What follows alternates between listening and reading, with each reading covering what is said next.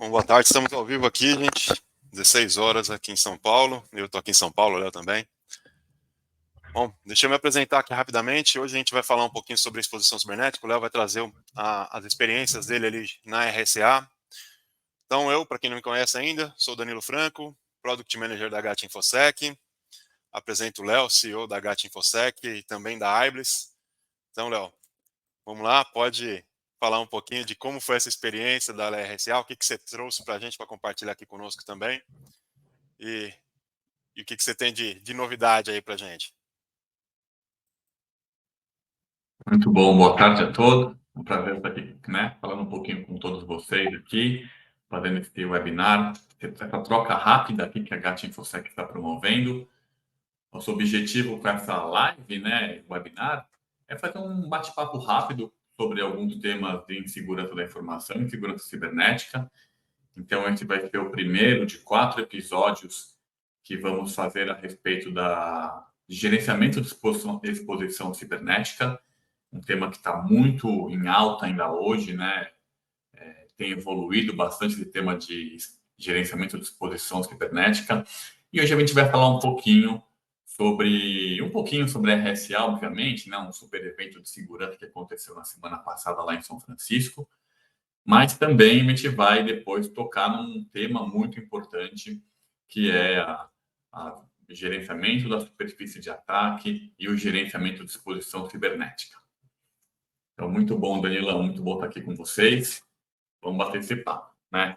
A gente não vai, né, ficar vendo muita delonga, esperando muito, né, vamos esperar a gente chegar, tudo mais, porque a ideia é que isso aqui seja uma troca e que fique um conteúdo disponível aí ao público que queira, né, ter interesse em conhecer sobre esse conceito, essa nova, né, novo conceito que tem se apresentado ao mercado, que é o gerenciamento de exposições cibernéticas.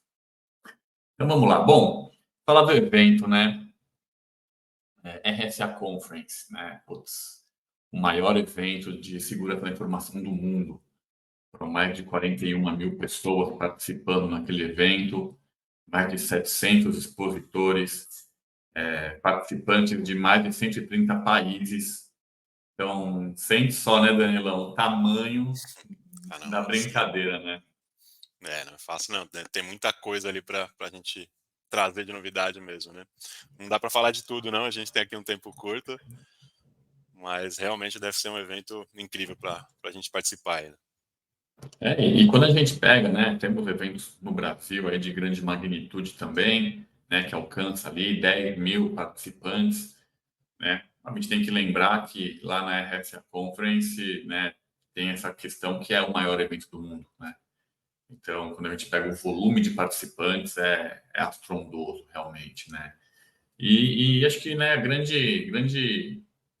são 3 grandes pontos aí que eu vejo do evento, né, de forma geral, e que eu incentivo a todos os profissionais e profissionais da área a participarem.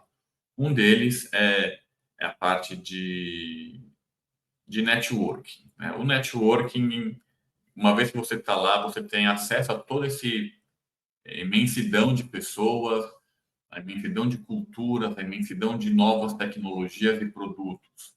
Então, tudo isso, né, é um ambiente muito propício para fazer happy hours, para fazer networking e também se divertir, é claro, né? Não é só de trabalho que a gente vive, né?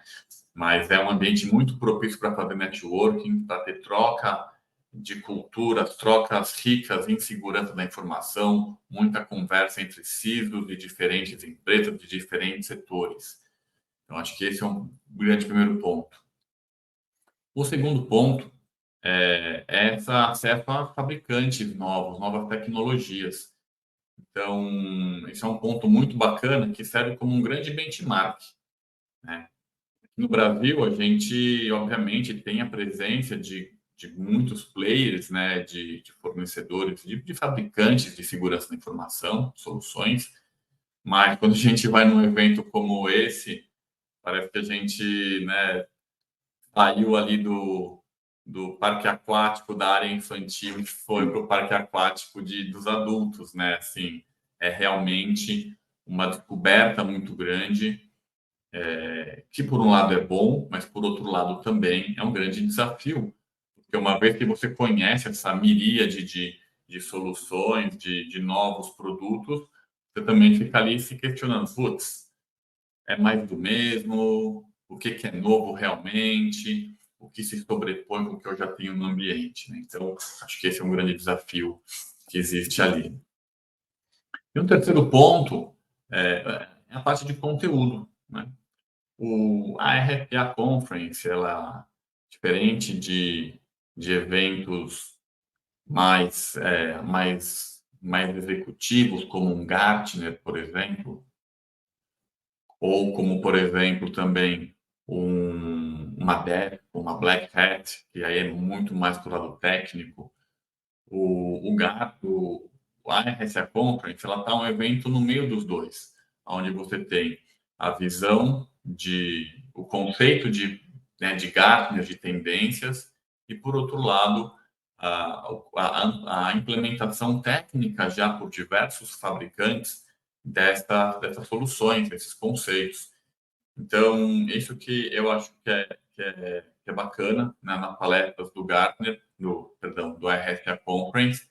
Não tem nada de muito novo, de inovação, mas são casos mais práticos, conhecimentos mais práticos e que estão acessíveis já são casos de uso, casos de estudo também. Então, isso que eu achei a parte de conteúdo da RSA Conference bastante rica. Léo, uma Bom, pergunta aí só para concluir. claro. Quando a gente pensa ali no que tem, no que você viu ali de novo, o que teve de palestras, enfim, você comentou aí que são mais de 100 países participando. O mercado nacional, você enxerga que a gente está muito defasado com o que tem no mundo também? Como é que você enxerga o Brasil aí em relação ao restante do mundo? Pô, essa foi uma ótima pergunta, Danilão. Né? O brasileiro tem aquela síndrome do vira-lata nativa aqui, nossa, né? Mas posso dizer que, tanto em parte de produtos, produtos nacionais, como palestrantes né, e executivos nacionais também, em casos de uso, eu posso dizer que a gente está aqui igualado a muitos outros países, assim, no mesmo nível, né? Tive a oportunidade né, conheço dois dos palestrantes que estavam lá, que são brasileiros. Um é o Fábio e o outro é o Glauco, duas referências nacionais aqui. Né? Um falou muito sobre Open Banking, né, e o desafio, né, dessa infraestrutura aqui, que o Brasil, a maior infraestrutura bancária praticamente do mundo, é uma das mais evoluídas. Né? Então, com a parte do Pix, depois agora vem do Open Bank, agora, né, não tão bancário, mas também o Open Insurance chegando aí já já. Então, foi uma palestra muito rica que o Fábio apresentou por lá.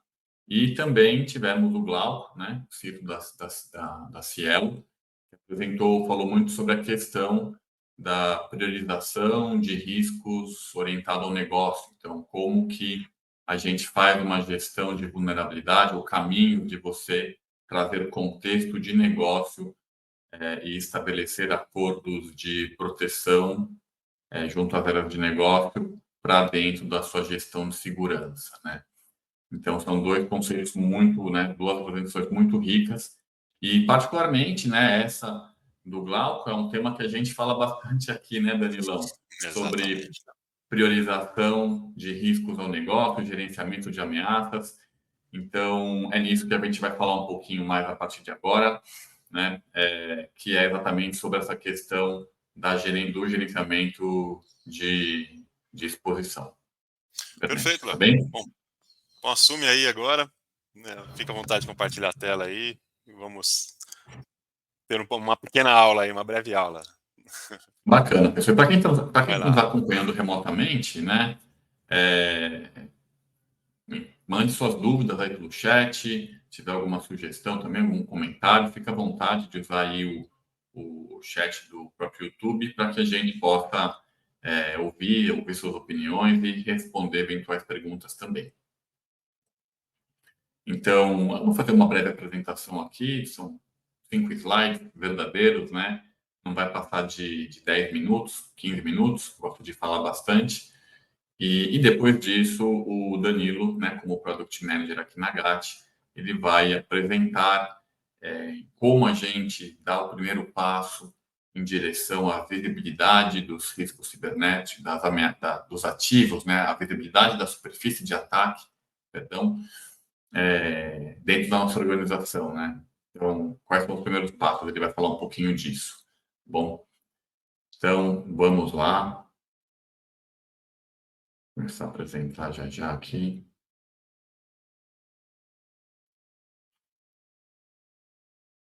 Então, pessoal, né, hoje, né, a gente tem falado bastante aí sobre gerenciamento de exposição cibernética, né? Mas o que é isso, né? Bom, acho que antes de falar de gerenciamento de exposição cibernética, vamos dar um passo atrás e falar sobre gestão de vulnerabilidade, né? Trabalho há 20 anos com isso, praticamente, ou mais, na verdade, e ainda, né, em 2024, ainda é um desafio fazer gestão de vulnerabilidades nas organizações. E eu cito três principais razões disso, né? O primeiro motivo é a falta de visibilidade do ambiente, né? Hoje é muito comum as empresas eventualmente adotarem um endpoint protection e achar que estão com visibilidade do ambiente, né? Então, isso muitas vezes transmite uma falsa sensação de segurança, né? Porque eu tenho, não vou falar fabricantes aqui para não, né, não ficar tendencioso a nada, mas tem um endpoint protection, ou tem um next generation alguma coisa, ou tem um XDR ou alguma coisa, XMDR alguma coisa, e eu estou protegido, né? Meu desktop, ali, meu endpoint está protegido. Então, acho que o primeiro ponto é o desafio da visibilidade do ambiente. Hoje, a gente sabe que é um desafio muito grande você ter visibilidade de todos os seus ativos externos e externos da organização, né? Tinha aquela piadinha um tempo atrás, assim, pergunta para o sysadmin, para o cara do Blue Team e para o cara do Red Team, né? Ou do gestão de vulnerabilidade, quantos ativos a empresa tem, né? Você vai receber números completamente diferentes ali. Um outro desafio é a proliferação de vulnerabilidade, porque hoje a gente tem ambientes heterogêneos, né? Então, quando a gente pensa só, por exemplo, no ambiente on-premises, né? A gente tem os endpoints, que têm diferentes sistemas operacionais, temos virtualizadores, temos os containers dentro desses, né? Temos desses virtualizadores, temos infraestrutura como código, temos uma série de ativos, ativos de rede, Wi-Fi, aplicações, aplicativos, sistemas legados. Então, quando a gente pensa em ter visibilidade de todos esses tipos de ativos, já é grande um desafio. E quando a gente pensa que cada ativo desse, se você executar um scanner de vulnerabilidade, você vai ter ali facilmente 50 ou 30 apontamentos relacionados a cada um desses ativos, você tem aí uma miríade de vulnerabilidades para serem corrigidas, né? E aí entra o desafio da ausência do contexto do negócio. Porque se eu não tenho visibilidade completa de todos os meus ativos, tenho muita vulnerabilidade para corrigir, e por outro tempo não tenho contexto de negócio, eu vou ficar ali, né, enxugando gelo, né? Eu vou ficar corrigindo vulnerabilidades do modo tradicional, que é baseado na criticidade da vulnerabilidade. E aí, mês que vem, vai vir mais vulnerabilidade para corrigir, e mais vulnerabilidade para corrigir. E se você tiver um sistema de gestão de vulnerabilidade bem implementado, mais ainda do modelo mais tradicional, você vai sempre ter vulnerabilidades e, mesmo assim, você não vai estar reduzindo o seu risco.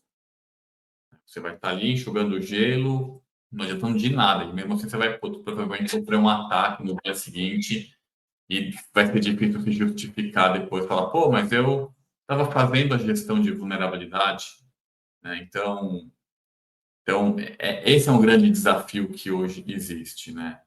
E quando a gente entra um pouquinho nesse desafio, né, por que ele acontece, né? Já tem algumas pesquisas aqui do Gartner, principalmente, no qual a gente vê aqui, né, ele traz qual que é aqui, né, dentro do ambiente completamente de ativos, qual que é a percentual de visibilidade de ativos numa infraestrutura crítica que se tem visibilidade. Então, veja que aqui, por essa pesquisa que foi feita pelo Gartner, um pouco mais da metade de ativos é o que se tem visibilidade. Mas existe uma grande fatia aqui que a gente ainda está sem visibilidade. Obviamente, ao longo do tempo, essa pesquisa é um pouco antiga, mas ao longo do tempo, essa visibilidade ela tem melhorado. Mas a gente entende que ela ainda existe espaço para melhorar. Um outro desafio aqui é com relação ao tempo em que um exploit, né, uma ferramenta que explora uma determinada vulnerabilidade, o tempo que ela é lançada. Quando a gente pega lá no começo de 2010, ali, 2012, dessa década passada, a gente tinha ali que um cybercriminoso ali, um pesquisador, ele demorava ali quase 80 dias para desenvolver um exploit para explorar determinada vulnerabilidade. Hoje, isso aqui já caiu para dias e agora com a inteligência artificial estamos falando até mesmo em horas. Então, imagina que você tem uma vulnerabilidade que foi divulgada hoje ou ontem e hoje já tem alguém ali com exploit prontinho para explorar aquela vulnerabilidade. Então, esse é um grande desafio, porque se a gente está fazendo a gestão de vulnerabilidade olhando só a criticidade da vulnerabilidade, que foi definida lá por um órgão como o CVSS, normalmente, a gente está olhando, a gente está sendo míope, a gente não está olhando todo o contexto. Então, até para trazer dois exemplos, né? Então, o que a gente tem hoje de recursos? Existem hoje três principais, sei lá, dois principais mecanismos de priorização do risco da vulnerabilidade. Um deles é o CVSS, né? Common Vulnerability Scoring System, né? Algo muito famoso, já existe há muitos anos, no qual ele já está na versão 4 hoje em dia, né? Mas quando a gente vou trazer aqui por um exemplo para vocês duas vulnerabilidades em que uma tem um CVSS alto, mas a explorabilidade dela é baixa, e uma que é o contrário, que tem um CVSS baixo, mas a explorabilidade alta. Então, né, vamos olhar aqui como um exemplo aqui. Então, vamos pegar essa primeira vulnerabilidade aqui, né, esse CVE 2019-0211. Quando a gente olha aqui o CVSS dessas duas, então essa linha de cima é o CVSS 2 e essa daqui é o CVSS 3. Então a gente vê que o score delas né, o score base delas é 7.2, que, né, que pelo CVSS ela é um risco alto, não é um risco crítico. Mas quando a gente olha aqui o EPSF dela, né, ele está me dizendo aqui que a probabilidade dessa vulnerabilidade ser explorada nos próximos 30 dias é de 97%. Então, isso mostra que assim, se eu tiver alguma vulnerabilidade para priorizar no ambiente, é muito importante que eu considere o EPSS na minha análise, porque às vezes eu posso estar tomando uma decisão errada se eu olhar somente para o CVSS. Por outro lado, né, a gente tem uma outra aqui, ela me diz aqui que o score da vulnerabilidade é 4 e 6.8 aqui, só que quando eu olho a probabilidade de exploração dela é 0.24, é muito baixa. Então, veja que a gente está chegando também no caso de falar, pô, é uma vulnerabilidade média, mas que ela tem uma chance muito pequena de ser explorada nos próximos 30 dias. Então, isso ajuda, né, a gente, do ponto de vista ainda técnico da vulnerabilidade, olhando só a vulnerabilidade, ajuda a gente a poder priorizar.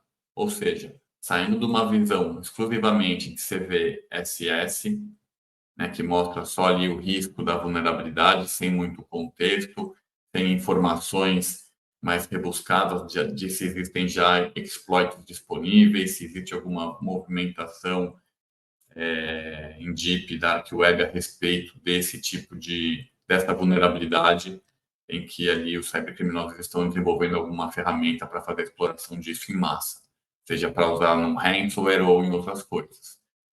Então, primeiro ponto né, então, a primeira dica aqui fica assim, vamos priorizar olhando para o EPSS também, e não somente para o CVSS. O que nos leva, né, a uma fórmula de risco, né? Então, existe uma fórmula de risco muito básica, né? Existem várias fórmulas de risco em segurança da informação. Eu peguei aqui uma que eu também ali presenciei até na RSA, que fala que risco é igual o valor que nós temos, né, o que estamos querendo proteger, vezes as ameaças, vezes as vulnerabilidades, dividido pelas contramedidas, os controles que nós temos no ambiente. Então, assim, Léo, mas isso aí parece bem acadêmico isso aí, né? Como que a gente faz isso na prática?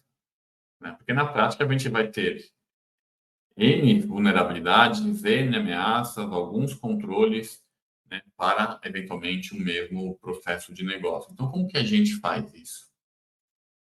Então, aí é onde surgiu um pouco do conceito do Continuous Threat Exposure Management, né, ou CTEM, ou no português CTEM, né? Em português fica um pouco estranho. Você tem? Eu tenho, e você, né? Piadinha besta, mas acho que o Gartner propôs um modelo para a gente fazer um gerenciamento de exposição cibernética, dado todos esses desafios que eu comentei anteriormente.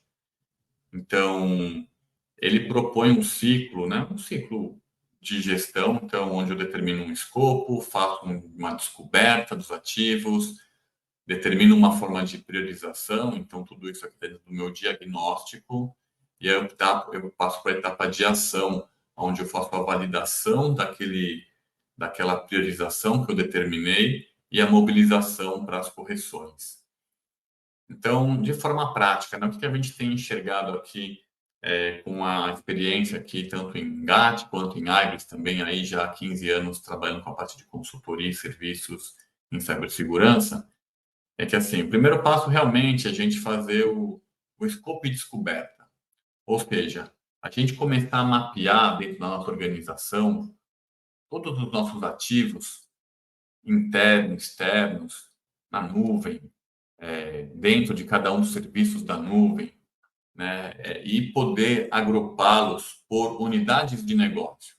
Então, é chegar lá em cada unidade de negócio, é chegar lá na pessoa do e-commerce, é chegar na pessoa do RH, chegar no financeiro, no administrativo, no jurídico, e poder entender dentro daquela parte do processo de negócio, daquela equipe responsável, quais são os sistemas utilizados e o que compõe toda essa estrutura daquele produto, daquela unidade de negócio.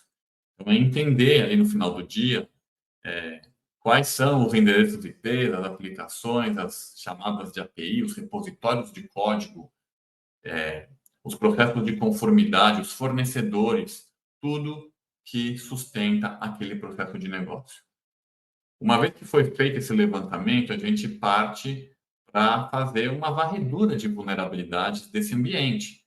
Precisamos entender toda essa superfície, o que temos de vulnerabilidades, e aí você pode usar ferramentas de scanner de vulnerabilidade de diferentes sabores, né, infra, web, scan de código, scan de ferramentas de proteção em cloud, né, o KNAPP, CNAPP também está muito em evidência essas ferramentas, e também a realização de testes de intrusão, os pen tests, para poder fazer esse levantamento.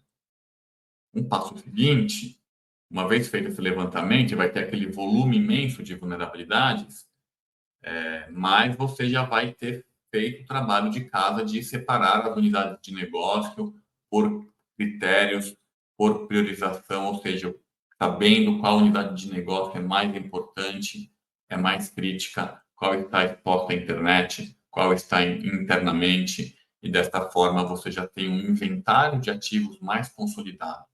Então você passa para a etapa de priorização, que aí você, olhando todo esse universo de vulnerabilidades encontradas, você parte para uma etapa de enriquecimento, seja automatizado por meio de ferramentas, né, que já tem essa inteligência, temos várias ferramentas no mercado, Tenable, Qualys, uma série de outras, temos feeds de inteligência que trazem essas informações de se tem exploit disponível ou não, e também você tem que considerar nessa etapa de priorização os controles existentes no ambiente. Pode ser que determinada unidade de negócio ou aplicação esteja protegido por um firewall de aplicação, por exemplo, ou por uma ferramenta de microsegmentação, ou por uma ferramenta, né, de XMDR, enfim. Você tem que fazer uma análise depois das vulnerabilidades, juntamente com esses controles existentes. Uma vez que você fez isso, você já tem clareza de quais são as vulnerabilidades que você tem que corrigir primeiro. Então, você parte para uma etapa de validação, porque em alguns casos, apesar de você ter priorizado as vulnerabilidades, será que elas são realmente exploráveis? Será que os meus controles existentes conseguem contornar ali o Cyber Kill Chain e impedir que essa vulnerabilidade seja realmente explorada? Então, aí você tem algumas formas de fazer essa validação. É uma etapa que, em alguns casos, ela é extremamente importante para que você possa validar e somente fazer a mobilização depois das equipes que vão solucionar os problemas de forma efetiva. Porque, ao longo dos anos, nós, como pessoas de segurança da informação, às vezes demos alguns trabalhos ali, mandamos alguns falsos positivos para as equipes solucionadoras corrigirem, e eles ficam bastante incomodados com isso, né? Eu também ficaria. Então, né, em muitos casos é importante que a gente tenha essa etapa de validação para garantir que o que a gente está pensando que realmente é prioritário, ele realmente é explorável e precisa ser corrigido. Então, aqui entra tanto testes, né, que você pode fazer um exercício manual, um exercício de Purple Team, com cenários desenhados. Então, chama ali um time de Red Team junto com o time de Blue Team, e você faz o exercício Purple Team de alguns cenários de exploração. Então, isso pode ser feito de forma manual ou também com ferramentas de Breach Attack Simulation, né? Hoje tão famosas, tão conhecidas aí no mercado também. Claro que, né, a gente sabe que para a gente executar tudo isso, por vezes, você vai ter tem produtos bastante específicos, né? Como eu falei, na RSA tinham mais de 700 fabricantes, tinham, sei lá, umas 5 ou 6 ferramentas de Breach Attack Simulation que eu vi, mas todas elas partindo ali de $100.000. Então, é um investimento bastante alto no bolso do brasileiro hoje em dia. Por isso que eu falo que essa etapa de validação ela pode ser feita manual, pode ser feita automatizada, ou eventualmente pode ser discutida com os times também solucionadores para se chegar ali, entender o desafio de correção daquela vulnerabilidade, porque às vezes nem é tão grande. E aí a gente parte para a última etapa, que é a etapa de mobilização efetivamente, aonde você vai sentar com os times que corrigem as vulnerabilidades, juntamente com as equipes de negócio, né, da unidade de negócio, do analista de negócio, ou ali o gestor daquela unidade de negócio, para poder explicar o risco, né, explicar o impacto que aquela vulnerabilidade tem no ambiente, e aí sim você ter uma cooperação maior para seguir para a correção daquela vulnerabilidade. Então, né, com essa metodologia que o Gartner propõe, que eu acredito muito nela também, a gente vem trabalhando há muitos anos com nossos produtos aqui na GAT InfoSec, que é exatamente para priorizar as ameaças que impactam o negócio. Acho que o Gartner conseguiu traduzir bem nessa metodologia esse desafio da gestão de vulnerabilidades de uma forma muito, muito enriquecedora, né?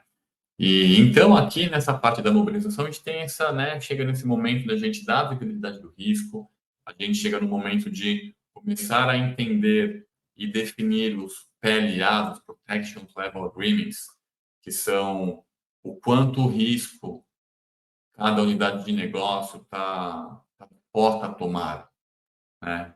Então isso pode ser baseado na quantidade de dias que você corrige uma vulnerabilidade crítica, pode ser baseado num score de risco que você determina para aquela unidade de negócio.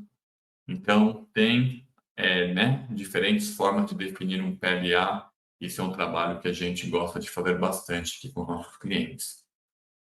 Tá bem? Então, pessoal, era isso que eu tinha para vocês. Não sei aí, Danilo, se tem alguma dúvida aí no chat para a gente tirar com o pessoal. Se não, passo a bola para você. Poxa, obrigado, Léo. Gente, o chat está aberto ali, pode ficar à vontade para mandar suas dúvidas, perguntas também. Falei que era uma aula, foi uma aula realmente. Bom, quem estava acompanhando ao vivo aí teve a oportunidade de ter essa aula gratuitamente. Gente, fica à vontade, pode fazer essas perguntas. Agora vamos para a demonstração ao vivo. Enquanto isso, vão mandando as perguntas, depois a gente vai lendo também. Eu vou assumir o controle aqui, Léo. Então, deixa eu compartilhar a tela aqui também e demonstrar um pouquinho como que a gente consegue fazer isso utilizando a nossa ferramenta, o Gatcore. Desde a parte da visibilidade, então como que a gente faz a descoberta do que está exposto, né?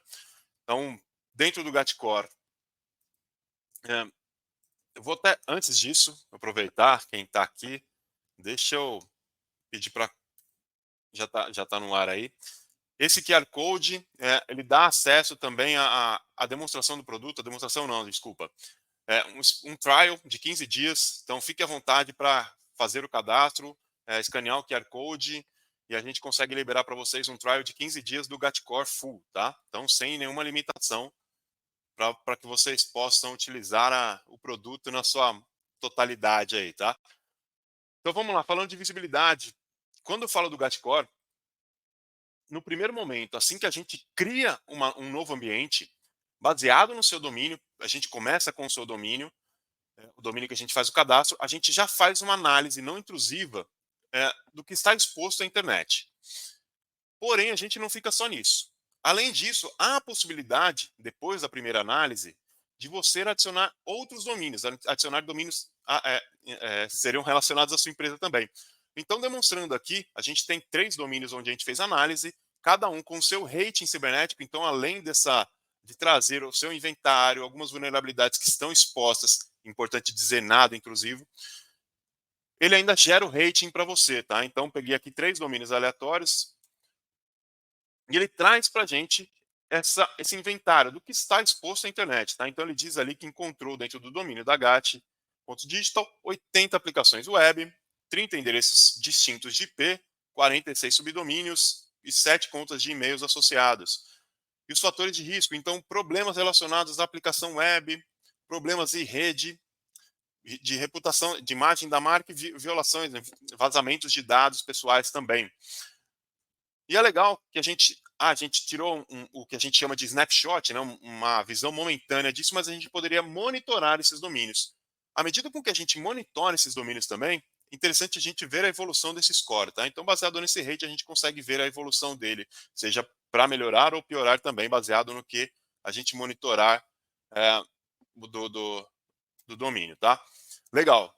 Poxa, fizemos temos agora a visibilidade do nosso ambiente, temos o rating, adicionamos os domínios relacionados à minha empresa e a gente já tem uma visão aqui num dashboard do que ele encontrou de vulnerabilidades associadas, do que ele encontrou de inventário.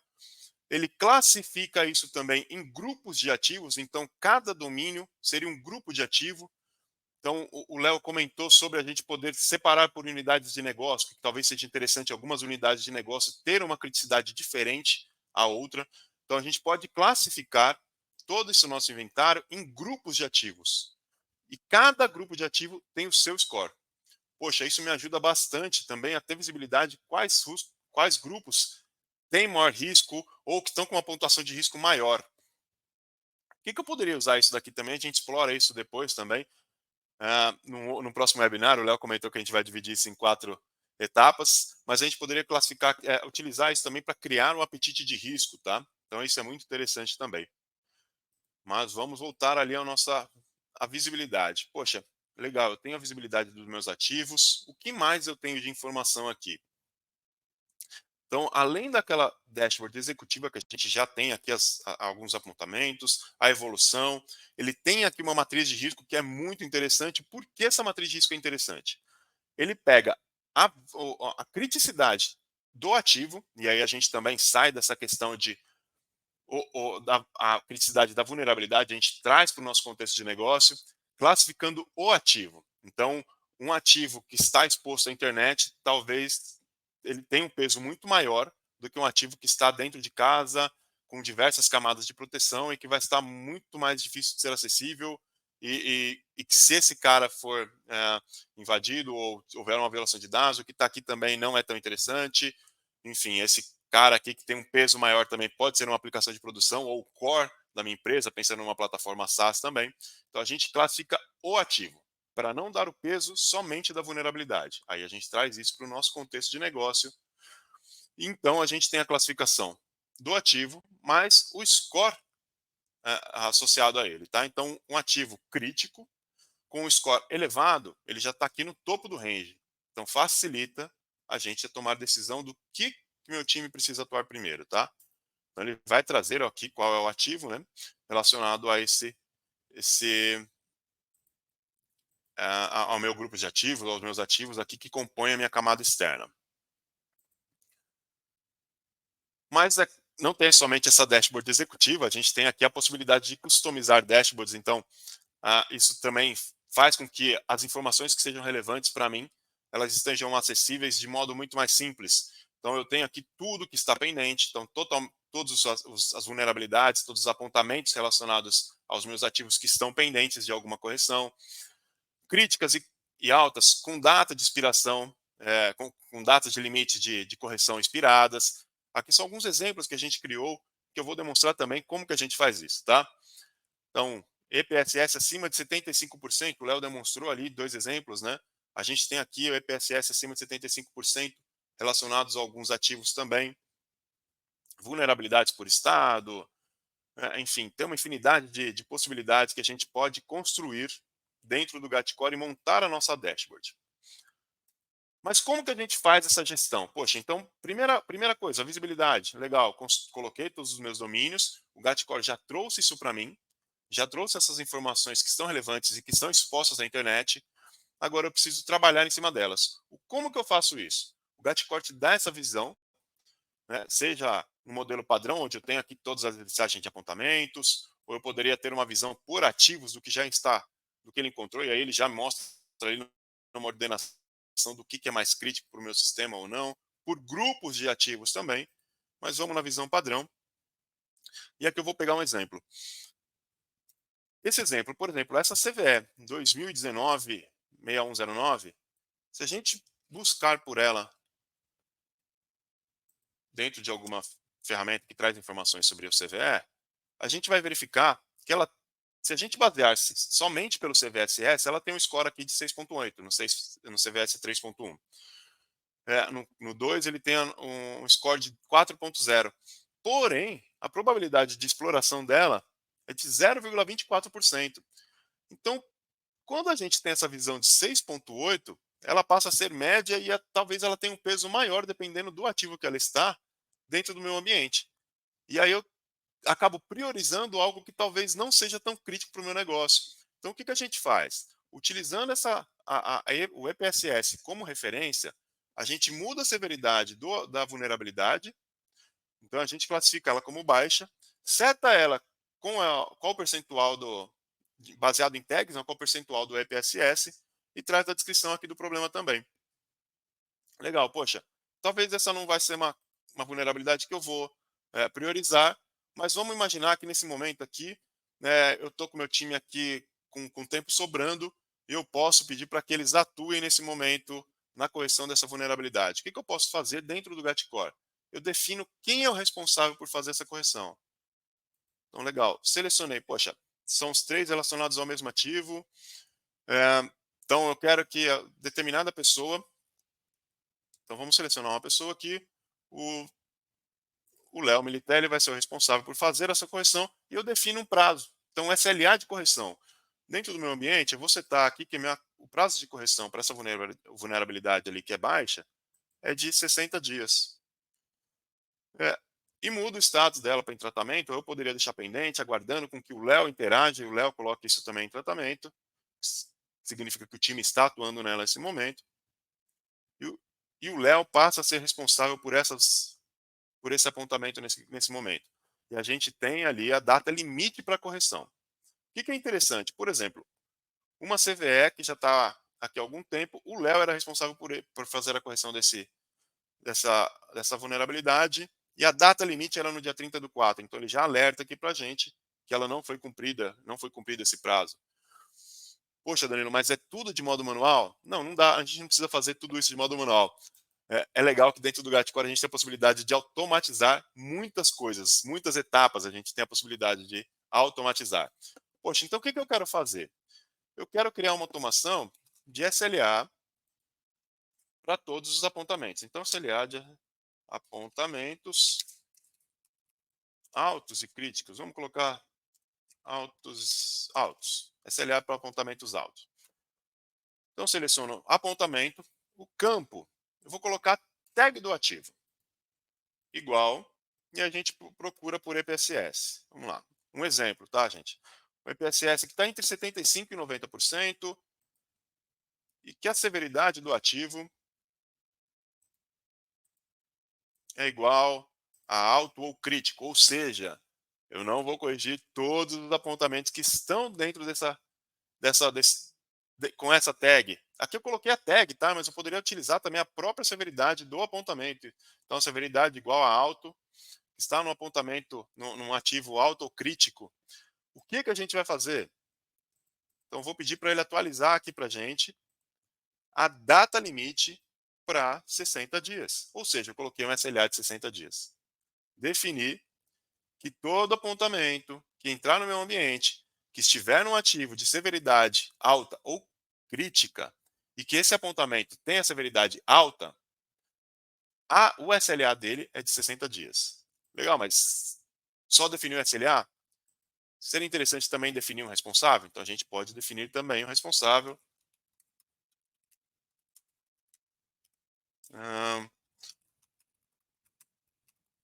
Vamos lá, responsável por SLA por apontamentos altos.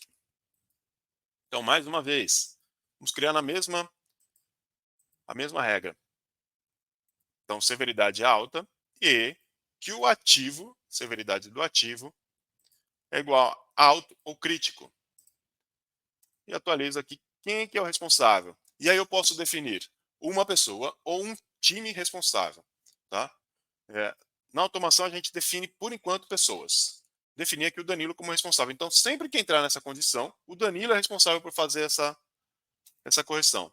Então, todo apontamento que entrar nessa condição, o Danilo vai ser responsável por ele e tem 60 dias para fazer essa correção.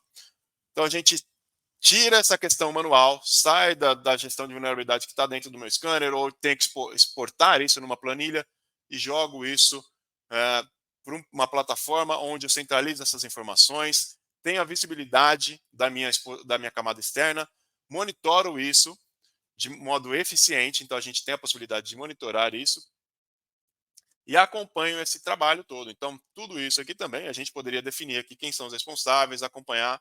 Ó, tá vendo? Então, dentro da regra que eu criei, já tinham 6 apontamentos onde o Danilo acabou ficando responsável. Já executou a automação, né, nesse tempo que a gente tem aqui conversado, ele já definiu o Danilo como responsável por 6 apontamentos. Então, é muito legal que a gente automatize esse processo, a gente facilita a nossa gestão, a gente trabalha de modo mais eficiente, modo mais eficaz e prioriza o que tem que ser priorizado. Tá? E aqui hoje a gente destacou mais a camada da superfície externa, né, trazendo o que o Gatcore já fez de discovery relacionados aos domínios para dar essa visibilidade. Então, gente, eu acredito que para esse momento, esse é o que eu queria apresentar aqui para vocês. Fiquem à vontade também para trazerem suas dúvidas. Vou trazer o Léo de volta aqui para conversar com a gente. Pô, fantástico, né, Danilão? Acho que o que mostrou, né, estava conversando um pouquinho aí antes, né, daquele ciclo, né, do gerenciamento de contínuo de exposição, a gente consegue, né, mostrou aí hoje para vocês, pessoal, principalmente olhando a superfície de ataque externa, como vocês podem fazer isso usando uma ferramenta automatizada e criando as suas próprias regras de negócio, que você possa ter visibilidade do inventário, depois fazer a classificação dos ativos e dos grupos de ativos pela prioridade e pelas unidades de negócio, definindo o que é mais crítico para o negócio, qual é o ambiente mais importante, passando para criar regras de automação em que, uma vez definida os critérios para o seu Protection Level Agreement, por exemplo, você tem, né, como o Danilo mostrou nessa última automação, vou criar aqui uma regra para o ambiente mais crítico, com SLA mais agressivo de correção, ou para o ambiente menos crítico e interno, por exemplo, uma regra com uma flexibilidade maior de tempo, né, de janela de exposição. Então, a gente mostrou aí a primeira etapa desse processo todo de gerenciamento de exposição, né? Convido a todos aí de novo a usar o QR Code que está na tela para acessar gratuitamente a nossa ferramenta e você ter aí acesso ao GATCore com esse módulo de gerenciamento de exposição, onde ele vai fazer todo a análise da superfície externa da empresa baseado no seu domínio. Obviamente, tem que ser um domínio empresarial, né? Não pode usar o Gmail para se cadastrar, né, Danilão? Exatamente. Senão, o pessoal aí vai vir de pau na gente depois. Brincadeira, porque é uma análise não intrusiva, tá, pessoal? Então, quem tiver interesse, pode executar e fazer o cadastro. Vocês vão receber acesso ao ambiente. Não precisa nem agendar a conversa com a gente. Vocês podem fazer gratuitamente esse acesso. É um trial de 15 dias gratuito. Então, vocês vão ter acesso à plataforma para vocês poderem conhecer. Obviamente, nosso time vai estar à disposição para orientar, para marcar uma reunião e aprofundar mais no entendimento, conectar scanners de vulnerabilidade ou usar os nossos próprios scanners que temos também de vulnerabilidade para fazer essa varredura mais ofensiva, né, como um scanner de vulnerabilidade. E fica o convite, pessoal. Né? Então, espero que vocês tenham gostado do nosso primeiro bate-papo aí nessa jornada do gerenciamento de exposição e contem com a gente para tirar qualquer dúvida. Estamos à disposição. Exato, gente. É isso aí. Então, obrigado. Obrigado a todos que participaram aí do evento. Teremos novos webinars com mais novidades também, aprofundando ali como que a gente consegue utilizar o GATCore também para fazer toda essa gestão da área de segurança da informação como um todo. E aguardamos os próximos. Fiquem à vontade também para me contatar. Estou no LinkedIn. Dentro do evento ali tem o meu LinkedIn, o LinkedIn do Léo também. Quem quiser fazer pergunta depois, pessoalmente ali também, ou particular, né, no trazendo privado ali, fique à vontade. E até mais, gente. Obrigado mesmo. Agradeço a participação de todos. Valeu, pessoal. Uma ótima semana. Tchau. Ficamos tudo ligado no site.